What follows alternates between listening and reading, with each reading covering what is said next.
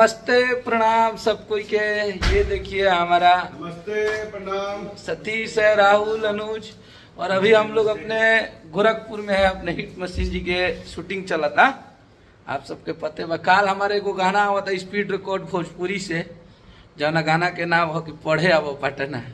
एगो दीवाना एगो बॉयफ्रेंड अपना गर्लफ्रेंड के कहा था कि आपको पटना आना है पढ़ने के लिए, और बहुत निमन भाव में एकदम हिट बा, सुपर हिट बा। आप सब ओकर टेंशन नहीं लेवे कि आप सबके इतना तो भरोसा बा कि अगर कश्यप आपका लिखता है, जिसके गाने को आप लोग आशीर्वाद देते हैं, तो वो तो हिट है, एकदम निश्चित हिट है, गारंटी। 3 गो पाई पार देते नहीं, बक बक बोलला ले कुछ ना होला, वैसा करे के पड़ेला। लेकिन कोनो बात ना, आप सब कल अपना भाई के प्यार आशीर्वाद दे के हमार चैनल अन्नपूर्णा फिल्म जवन रहे ओकरा के अभी स्ट्राइक मार के बंद कर लेखनी पर के स्ट्राइक ना मारी, जब तक जियब तब तक डाहत रहो।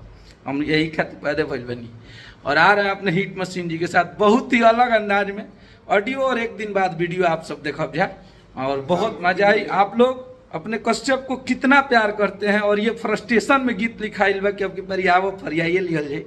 तो आप सब बस ये गाना के इतना हिट करावे के बाद, इतना कल स्पीड रिकॉर्ड भोजपुरी से इतना आप लोग और खेसारी भैया के सच्चा मन से प्रेम फैन बानी जा, उनकर भाई बानी जा, तो आप लोग के कल अपन पावर दिखावे के बा, और हिट मशीन जी के ऐसा आशीर्वाद प्यार दे देवे के बा कि ये भोजपुरी मीन्स खेसारी लाल यादव होता है। तो आप लोग इतना आशीर्वाद प्यार कल दबा के दे दीजिए स्पीड रिकॉर्ड भोजपुरी पे कि लोहा मनवैले बन जा शुरू से एगो राइटर के इतना आशीर्वाद प्यार के कगो जन्म ली तब मिली।